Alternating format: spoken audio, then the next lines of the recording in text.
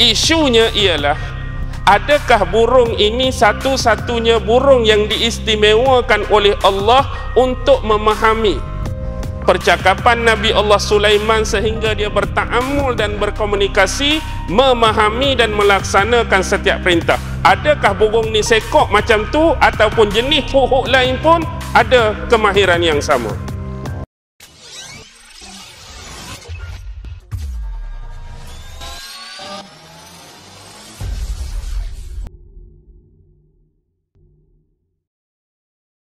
Bismillahirrahmanirrahim. Assalamualaikum warahmatullahi wabarakatuh. Alhamdulillah, alhamdulillah, alhamdulillah, alhamdulillahi rabbil alamin. وبه نستعين على أمور الدنيا والدين والصلاة والسلام على أشرف الأنبياء والمرسلين وعلى آله وصحبه أجمعين.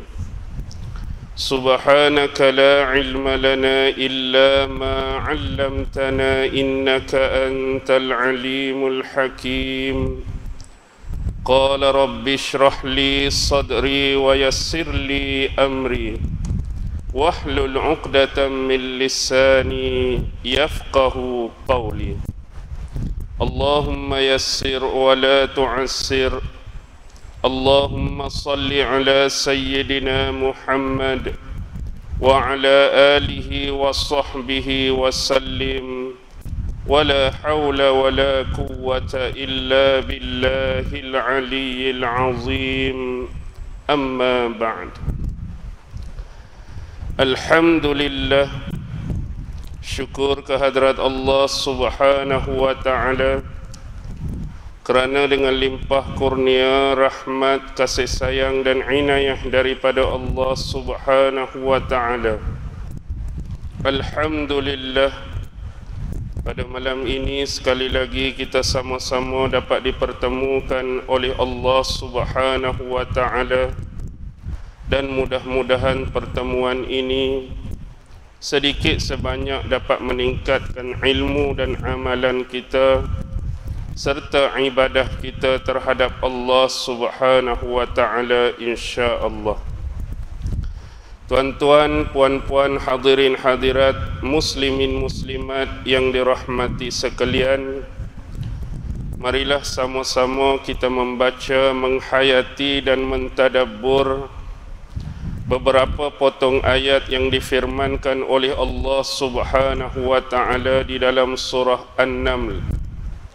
Kita menyambung daripada ayat 27 sampailah ayat yang ke-31, yang mana Allah Subhanahu wa ta'ala berfirman, A'udzu billahi minasy syaithanir rajim. Qala sananzuru asadaqta am kunta minal kadhibin. اذهب بكتابي هذا فألقه إليهم ثم تول عنهم فانظر ماذا يرجعون. قالت يا أيها الملأ إني ألقي إلي كتاب كريم إنه من سليمان وإنه بسم الله الرحمن الرحيم ألا تعلوا علي وأتوني مسلمين. Surah An-Naml ayat 27 hingga ayat 31. Di dalam ayat yang pertama, Allah Subhanahu wa ta'ala berfirman, Qala, maka berkatalah Nabi Allah Sulaiman alaihi salam, sananzuru, akan kami lihat, akan kami pertimbangkan, as-sadaqta, adakah kamu bercakap benar ataupun berbicara dengan perkataan yang benar, am kunta minal kazibin, ataupun kamu termasuk di dalam golongan-golongan yang berdusta. Baik, penjelasan berkenaan ayat ini ialah Allah Subhanahu wa taala menceritakan tentang perihal kata-kata Nabi Allah Sulaiman terhadap burung hudhud, yang mana ketika burung hudhud menceritakan kepada Nabi Allah Sulaiman perihal dan kaitan berkenaan dengan negeri Sabak dan pemerintah mereka, iaitu Ratu Bilqis. Secara sepintas lalu kita riwayat sedikit antara dapatan-dapatan yang diperolehi oleh Nabi Sulaiman melalui berita yang disampaikan kepadanya oleh burung hudhud, yang mana burung hudhud mendapati bahawa negeri Sabak ini dirajai ataupun diperintah oleh seorang wanita. Yang dimaksudkan ialah Ratu Bilqis, dan diberikan kepadanya, dianugerahkan kepadanya bentuk-bentuk perbendaharaan dunia yang selayaknya dipunyai oleh seorang raja yang berkuasa. Bahkan secara khusus burung hudhud menginformasikan kepada Nabi Allah Sulaiman yang mana raja tersebut ataupun ratu tersebut memiliki aras yang agung, aras yang hebat. Dan burung hudhud juga mendapati bahawa ratu ataupun raja negeri Sabak ini bersama dengan kaum-kaumnya bersujud menyembah kepada matahari selain daripada Allah. Dan syaitan telah menjadikan mereka memandang indah, menganggap baik, menganggap bagus apa yang dilakukan dan diamalkan oleh mereka. Dan syaitan sedaya upaya menghalangi mereka daripada jalan Allah supaya mereka tidak mendapat hidayah. Ini adalah bentuk-bentuk maklumat-maklumat, informasi dan dapatan yang diperolehi oleh Nabi Allah Sulaiman berkenaan berita yang disampaikan oleh burung hudhud. Disebabkan kenyataan-kenyataan ini, maka Nabi Sulaiman berkata menerusi ayat tadi, sananzuru, akan kami tengok, sananzuru, akan kami lihat, akan kami pertimbangkan berita yang kamu sampaikan kepada kami ini betul ke tak betul, boleh dipercayai ke, boleh dikhawatiri ataupun boleh diragukan, dengan menggunakan adakah kamu bercakap benar ataupun kamu termasuk di dalam golongan-golongan yang berdusta. Kalau cakapan itu adalah benar, maka benarlah burung hudhud. Dan sekiranya dia berdusta, adakah burung hudhud mengeluarkan perkataan-perkataan seperti ini, yakni menceritakan tentang Bilqis dan kerajaannya yang bernama Sabak ni semata-mata nak melepaskan dirinya daripada ancaman yang pernah diancamkan oleh Sulaiman pada dia. Yang mana bila kita baca ayat sebelum ni, Nabi Sulaiman mencari kehilangan burung hudhud. Sebab burung hudhud tidak berada pada kedudukan dan posisi dia dalam barisan ketenteraan Nabi Allah Sulaiman.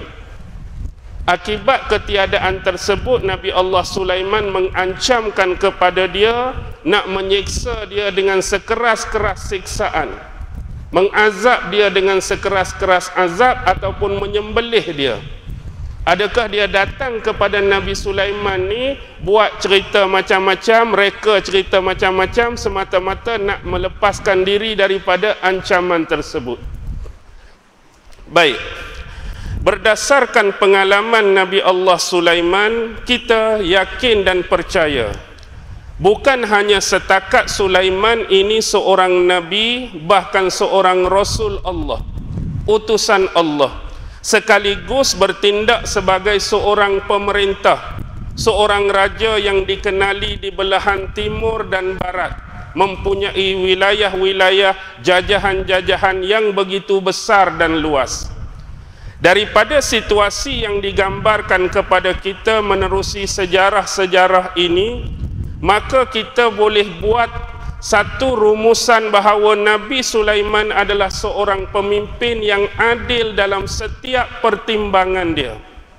Nabi Sulaiman adalah seorang pemimpin yang tegas dari sudut kata-katanya, perintahnya, arahannya, larangannya. Dan begitu juga Nabi Sulaiman adalah seorang yang begitu beradab, beretika dalam setiap tingkah lakunya. Jadi berita yang disampaikan oleh burung hudhud ini bukannya ditelan bulat-bulat.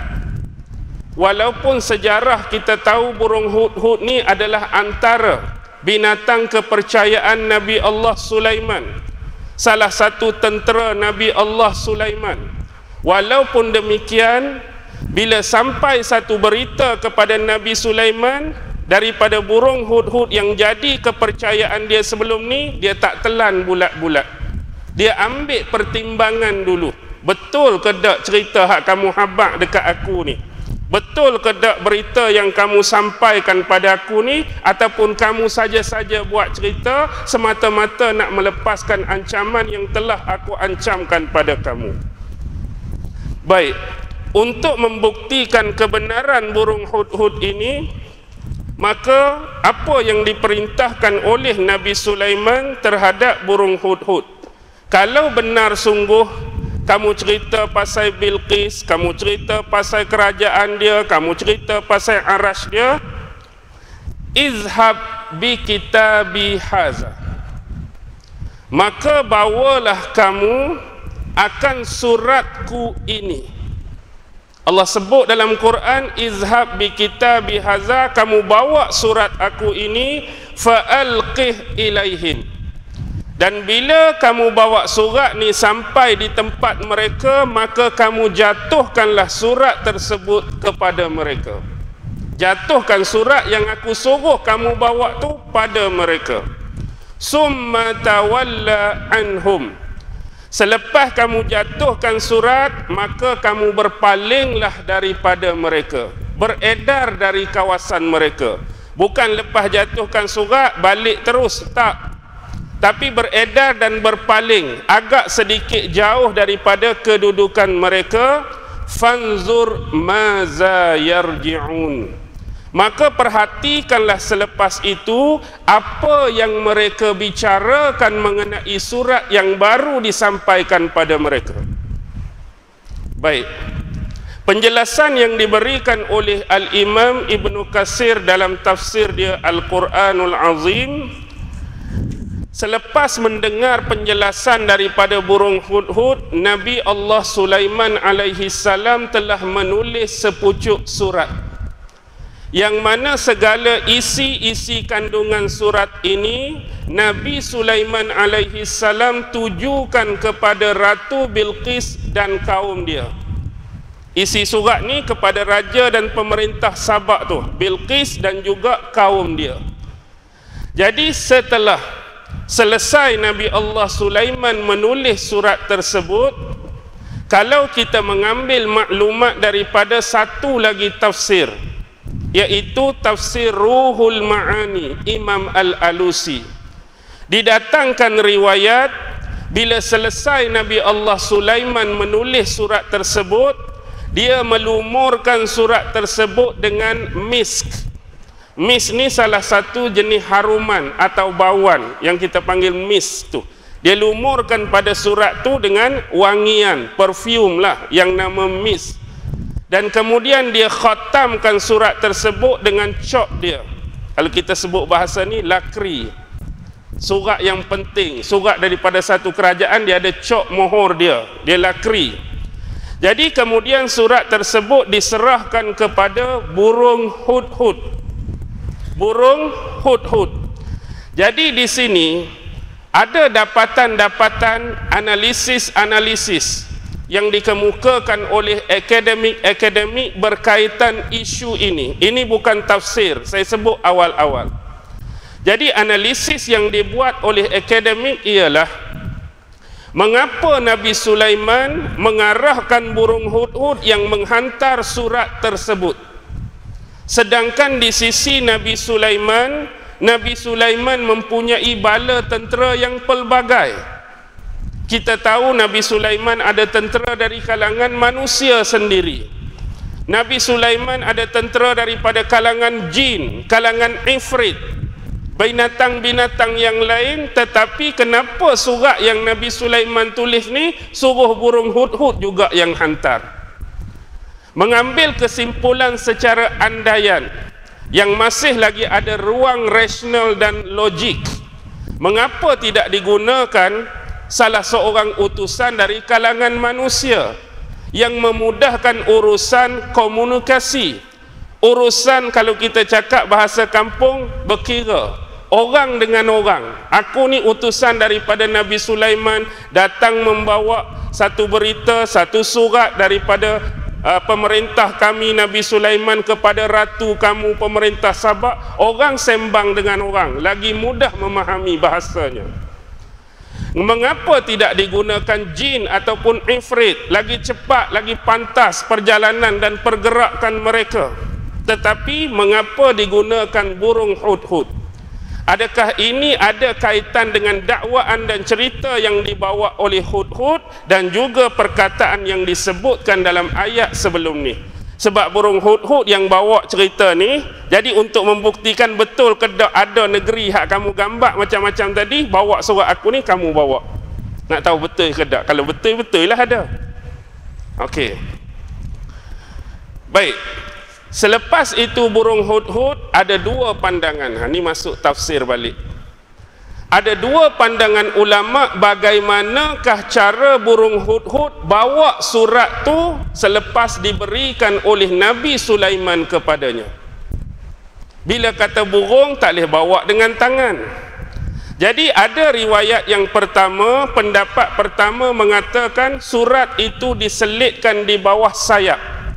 Surat tu diselitkan di bawah kepak burung hudhud ketika dia nak bawa surat tu. Pandangan yang kedua, ada riwayat yang mengatakan bahawa burung hudhud bawa surat ni dengan dia cicipkan melalui paruh dia.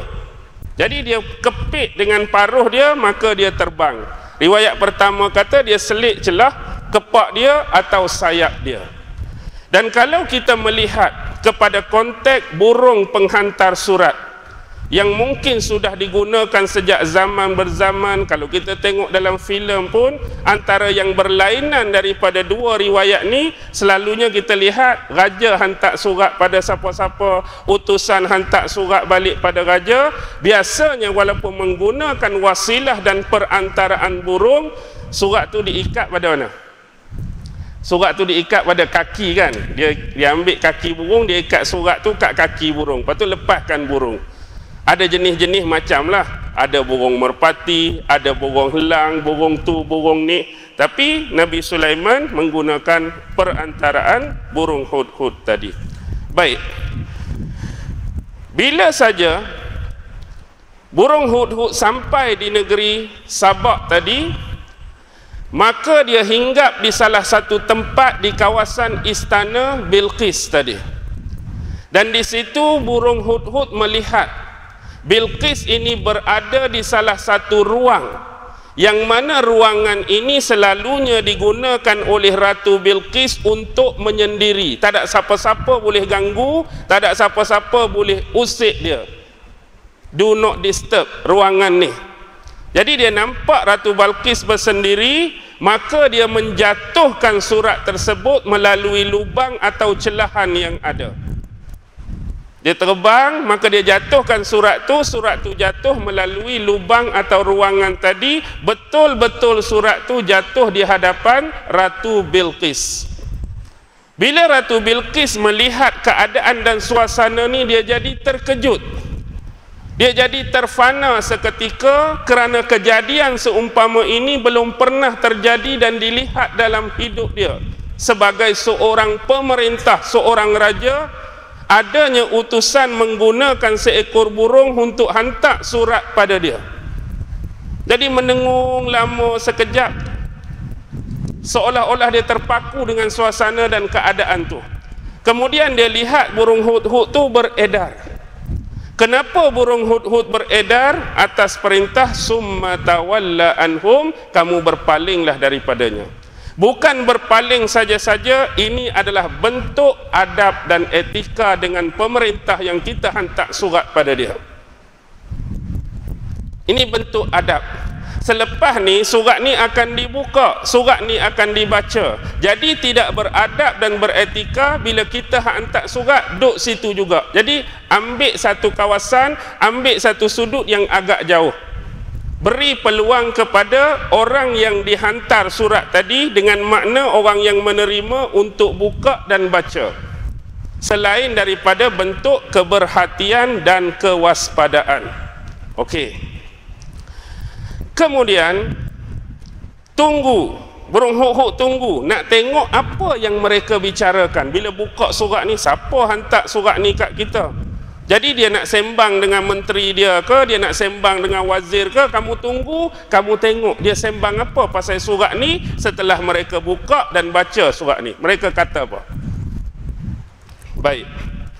Isu yang lebih besar yang kita boleh ambil sebagai pedoman dan pengajaran. Sekurang-kurangnya ayat ni nampak mudah dan simple.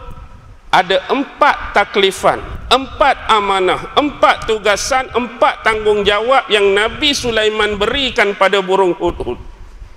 Cuba perhati step by step arahan tersebut. Izhab bi kitabi haza. 1. Surat ni dah siap ditulis, kamu bawa surat ni kepada Ratu Bilqis. 1.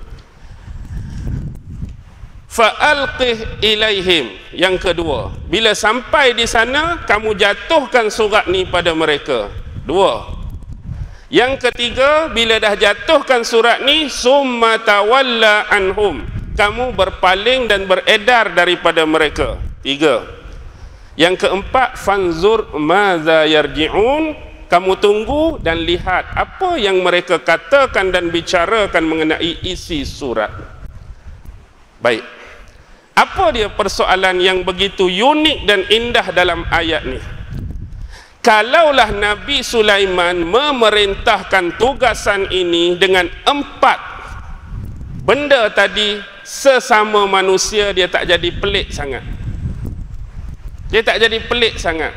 Kalau Nabi Sulaiman berurusan dengan manusia, kamu bawa surat aku ni, orang tu, depan tu orang, kamu bawa surat aku ni. Ya, saya akan bawa surat ni. Lepas kamu bawa, kamu bagi surat ni pada dia. Ya, saya sampai di sana, saya akan bagi surat ni pada dia. Lepas pada tu kamu beredar daripada mereka. Ya, lepas saya bagi kat surat kat raja tu, saya akan beredar daripada mereka. Kemudian kamu tunggu tengok apa yang mereka sembang pasal surat tu. Baik. Dia tak jadi pelik, dia tak jadi aneh, dia tak jadi takjub kalau orang yang menerima. Isunya sekarang siapa yang menerima tugasan ni? Burung hudhud. Jadi akademik membuat analisis, adakah seekor burung hudhud mempunyai kematangan berfikir dan konteks berakal sama seperti manusia bila dia dapat menjalankan tugasan dan amanah ini sebagaimana diperintahkan. Dengan kata lain, hudhud memahami semua tugasan tersebut dengan baik dan melaksanakan dengan baik. Hudhud, bawa surat aku ni. Ya. Kemudian kamu jatuhkan pada mereka. Ya. Maksudnya hudhud faham. Kalau burung hudhud tak faham, kamu bawa surat aku ni, duduk situ dianya. Kalau tak faham, lepas tu kamu lempak pada mereka, duduk situlah dianya. Bagilah, bukan kata 4, 1 arahan pun dia tak faham, tak jadi apa. Sebagai contoh hari ni, kita tak memahami bahasa burung. Burung pun tak faham bahasa kita. Ambil seekor burung, bagi satu surat. Bawa surat aku ni, burung tu apa? Duduk situ, tak ada apa dah. Jadi apakah hubungan sebenar, komunikasi sebenar yang mampu difahami oleh burung hudhud akan setiap perintah Nabi Sulaiman ni? Dia faham perintah tu dan dia buat satu persatu. Isunya ialah adakah burung ini satu-satunya burung yang diistimewakan oleh Allah untuk memahami percakapan Nabi Allah Sulaiman sehingga dia berta'amul dan berkomunikasi, memahami dan melaksanakan setiap perintah? Adakah burung ni sekok macam tu ataupun jenis huk-huk lain pun ada kemahiran yang sama? Ni persoalan, tak jadi salah tanya. Adakah Allah buat special burung huk-huk ni sekok ke, atau segala jenis keturunan huk-huk lepas pada ni ada kemahiran seperti ini? Okey, faham ke tak maksud saya tu? Okey, analisis yang dibuat. Baik. Qalat, berkatalah Ratu Bilqis. Baik. Isu yang kita boleh ambil lagi, apa dia? Ni dia kata dapatan analisis ni dia luar daripada tafsir, tetapi dia masih lagi dalam ruang lingkup yang kita boleh bincang. Bila burung hud-hud cerita macam-macam pasal Ratu Bilqis, tiba-tiba Nabi Sulaiman terus tulis surat kan? Terus tulis surat. Okey. Salah atau tidak sekiranya ahli-ahli akademik cuba menimbulkan persoalan ini. Contoh, kita baru dengar satu raja, kita baru dengar satu negeri dan cerita macam-macam, tapi kita nak tulis surat ni, agak-agak kita nak tulis bahasa apa? Kadang-kadang tempat kita guna bahasa ni, kita tak tahu tempat tu bahasa apa dia pakai, language apa dia guna, kita tak tahu. Tiba-tiba Nabi Sulaiman tulis surat menggunakan bahasa yang digunakan oleh Nabi Sulaiman, berkemungkinan tempat yang dia nak hantar surat tu tak guna bahasa tu. Ni perbahasan. Macam mana Nabi Sulaiman boleh tukar dan agak-agak tahu bahawa bahasa ni mampu difahami oleh tempat yang dia nak hantar surat tu? Faham tak maksud saya ni? Faham tak? Boleh fikir tak? Kita terima satu kawasan. Contoh, burung ni mari cerita kat kita, Ustaz, ada satu tempat tu saya tengok raja dia macam ni, raja dia macam ni, raja dia macam ni, raja dia macam ni.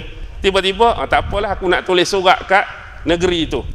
Jadi sebelum tulis surat, tidakkah kita terfikir mungkin negeri kita ni kita guna bahasa ni, tapi tempat yang kita nak hantar tu tak guna bahasa yang sama. Jadi kalau sampaikan tak faham pula apa yang aku tulis, tak faham pula apa yang aku maksudkan. Kemudian tengok ayat tu, cantik ayat tu Allah guna. Fanzur maza yarji'un. Kamu tunggu, kamu lihat apa yang mereka bicarakan. Jadi Nabi Sulaiman suruh burung huk-huk tunggu dan dengar mereka bersembang, dengar mereka bicarakan. Dan timbul juga soalan, adakah burung huk-huk boleh faham macam-macam bahasa? Ni suruh tunggu ni dengar mereka sembang apa. Nak dengar tu mesti menggunakan bahasa. Jadi adakah burung huk-huk faham semua bahasa selain yang dia berkomunikasi dengan Nabi Sulaiman? Bahasa orang lain pun dia faham, bahasa negeri itu pun dia faham, bahasa tempat ni pun dia faham. Ni kata analisis. Okey, tak apalah yang tu. Qalat ya ayyuhal mala'u. Maka berkatalah Ratu Bilqis, ya ayyuhal mala'u, wahai pembesar-pembesar, menteri-menteri, wazir-wazir, inni ulqiya ilayya kitabun karim, sesungguhnya telah dijatuhkan kepadaku satu surat yang mulia. Hari ini telah dijatuhkan, dengan kata lain telah dihantarkan kepadaku sepucuk surat yang mulia. Dia guna kalimah kitabun karim. Dia tak sebut surat saja. Hari ini aku terima satu surat seekor burung hantar padaku, tak. Tapi Allah mengungkapkan dalam Quran, dia sebut aku terima sepucuk surat kitabun karim yang mulia. Kenapa Ratu Bilqis menganggap surat ni mulia? Kerana bila dia buka surat ni, buat permulaan tu, lepas burung hud-hud beredar, dia buka lakri, dia buka stempel, cop mohor tu, dalam tu tertulis ayat yang keseterusnya. Tu isi surat tu. innahu min Sulaiman wa innahu bismillahirrahmanirrahim alla ta'lu alayya wa'tuni muslimin. Sesungguhnya surat ini datangnya daripada Sulaiman, merujuk Nabi dan Rasul Allah Sulaiman alaihi salam, dan isi kandungannya dengan menyebut nama Allah yang Maha Pemurah lagi Maha Pengasih. Alla ta'lu alayya, bahawasanya janganlah kamu sekalian berlaku sombong terhadapku, wa'tuni muslimin, dan kamu sekalian datanglah kepadaku dalam keadaan berserah diri. Itu isi surat. Jadi sebab itulah Ratu Bilqis menganggap ini adalah sepucuk surat yang mulia. Bila surat ni dah dibuka, inilah ayat ni cerita, dia panggil menteri-menteri dia, dia panggil wazir-wazir dia. Mari semua kita berhimpun, kita berkumpul dan kita mesyuaratkan pasal surat yang baru dijatuhkan pada aku ni. Baik. Abang azan dulu tak apa, sila-sila. Bila Bilqis bersama menteri dan wazirnya membicarakan mengenai isi surat tu. Jadi surat ni datang daripada siapa sebenarnya? Surat ni datang daripada Nabi Allah Sulaiman alaihi salam, dan isi kandungannya tertulis dengan nama Allah yang Maha Pemurah lagi Maha Pengasih. Baik. Kalau kita melihat kepada konteks ayat ini, satu benda, bila kata Sabak ini termasuk di dalam Ma'arib dan dia berada di wilayah Yaman. Wilayah Yaman. Yaman ni duduk mana? Dia duduk bawah pada Mekah, duduk bawah pada Madinah. Atas tu ada Syam, lepas tu ada Baitul Maqdis, Palestin dan sebagainya. Jadi sekiranya kita menyifatkan Nabi Allah Sulaiman alaihi salam ini sebagai seorang raja yang memerintah belahan timur dan barat. Pusat pemerintahan dia di mana? Di Palestin, di Baitul Maqdis. Sedangkan Yaman tu berada duduk bawah tu ya. Yaman tu duduk bawah tu. Isu dia sebelum ni, bila burung hudhud cerita, sesungguhnya aku mengetahui sesuatu yang engkau belum mengetahuinya. Dia habaq kat siapa? Kat Nabi Sulaiman. Aku tahu satu benda yang kamu tak tahu lagi. Dan kalau kita mengambil sifat raja yang memerintah belahan timur dan barat, mengapa Yaman, Ma'arib, Sabak tu terlepas daripada pengetahuan Sulaiman? Kalau kita kata tempat tu jauh daripada Baitul Maqdis kan, hujung-hujung ke, ceruk-ceruk ke penjuru tu, kalau terlepas pandang yang tu, okey lagi. Tapi Sabak tu duduk bawah tu, kenapa seolah-olah bila burung hud-hud cerita, benda tu tak ada dalam pengetahuan Sulaiman? Mengapa benda ni jadi boleh terlepas pandang? Dan begitu juga bila menerima surat tersebut, innahu min Sulaiman, adakah Ratu Bilqis, wazir dia, menteri dia dah pernah mendengar nama Sulaiman sebelum ni?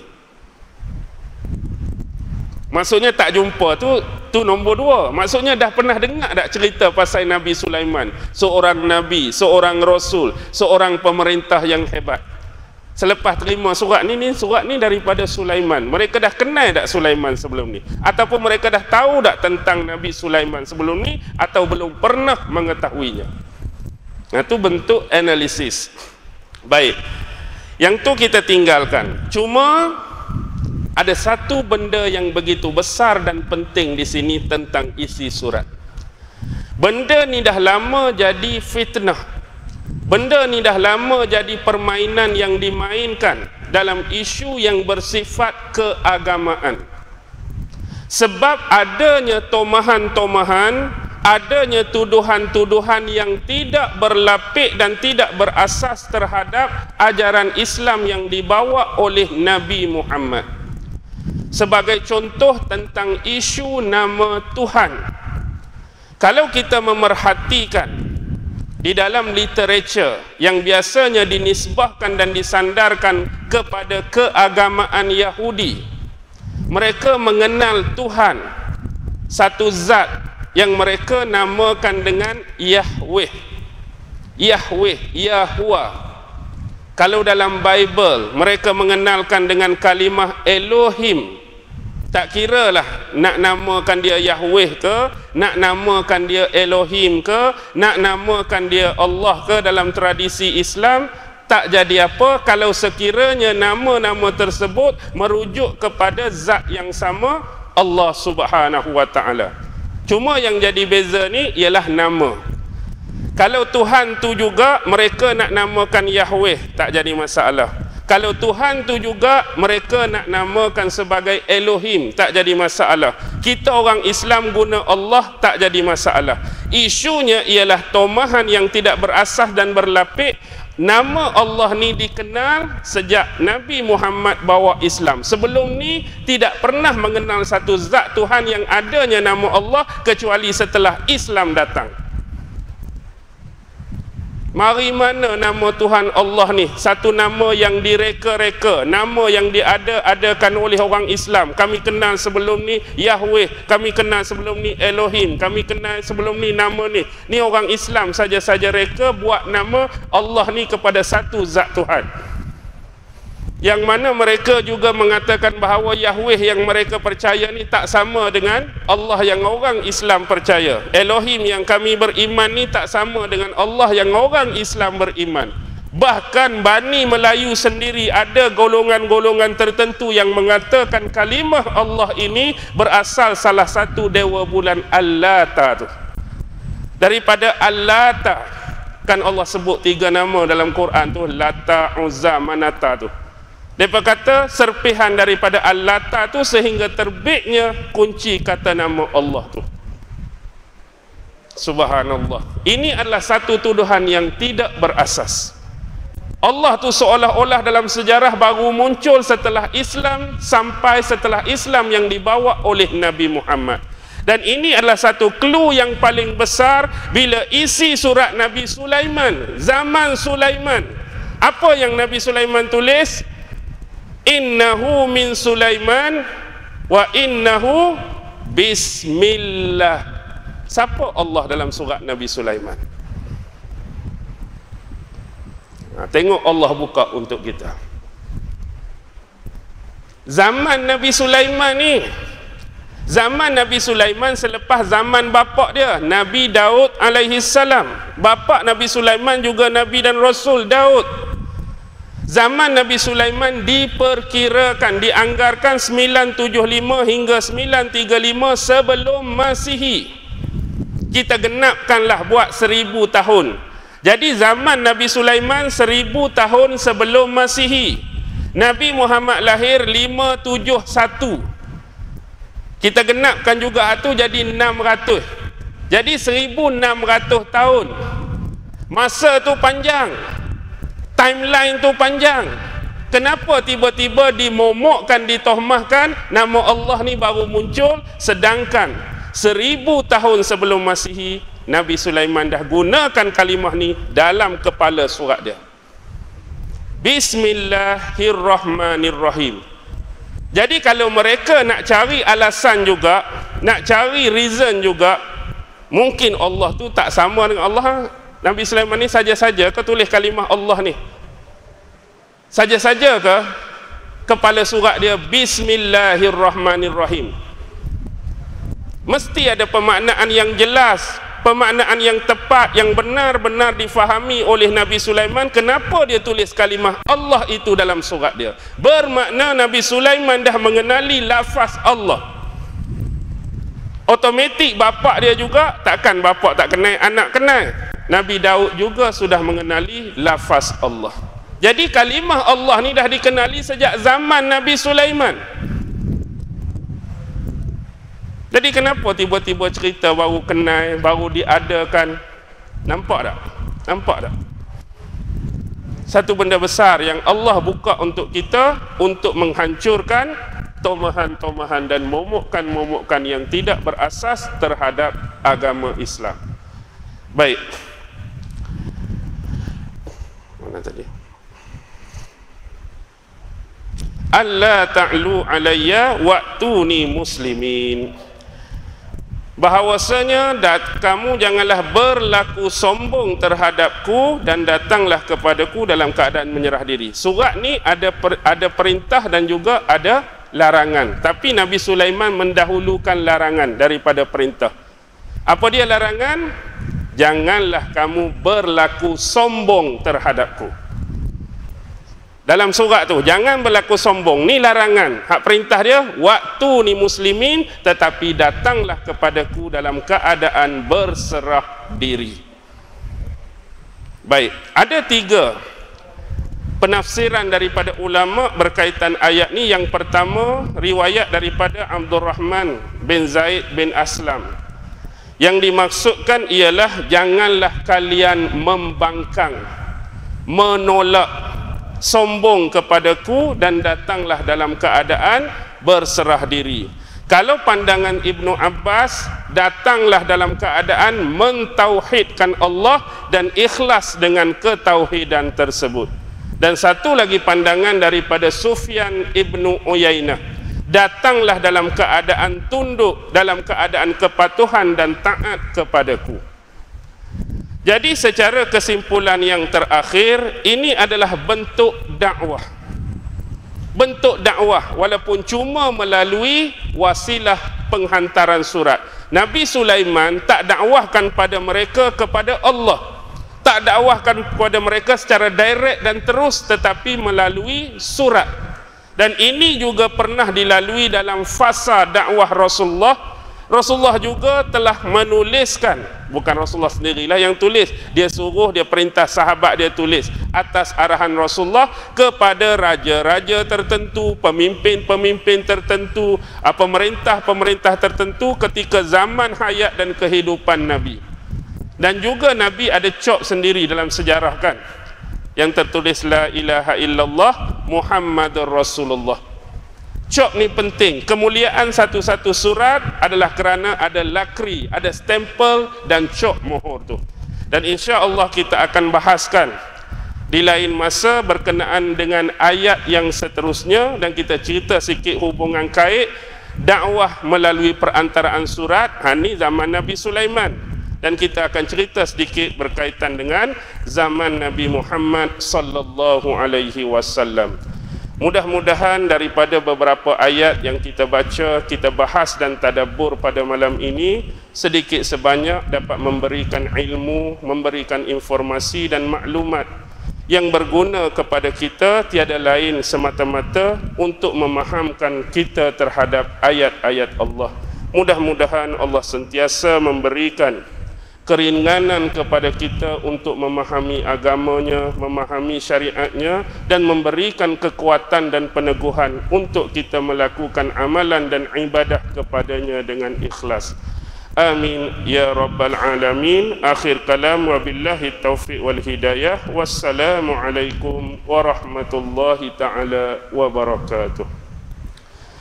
أعوذ بالله من الشيطان الرجيم. بسم الله الرحمن الرحيم. اللهم إنك تعلم أن هذه القلوب قد اجتمعت على محبتك والتقت على طاعتك وتوحدت على دعوتك وتعاهدت على نصرة شريعتك، فوثق اللهم رابطتها وأدم ودها واهدها سبلها واملأها بنورك الذي لا يخبو، واشرح صدورها بفيض الإيمان بك وجميل التوكل عليك، وأحيها بمعرفتك وأمدها على الشهادة في سبيلك، إنك نعم المولى ونعم النصير. وصلى الله على سيدنا محمد وعلى آله وصحبه وسلم، والحمد لله رب العالمين. الله أكبر.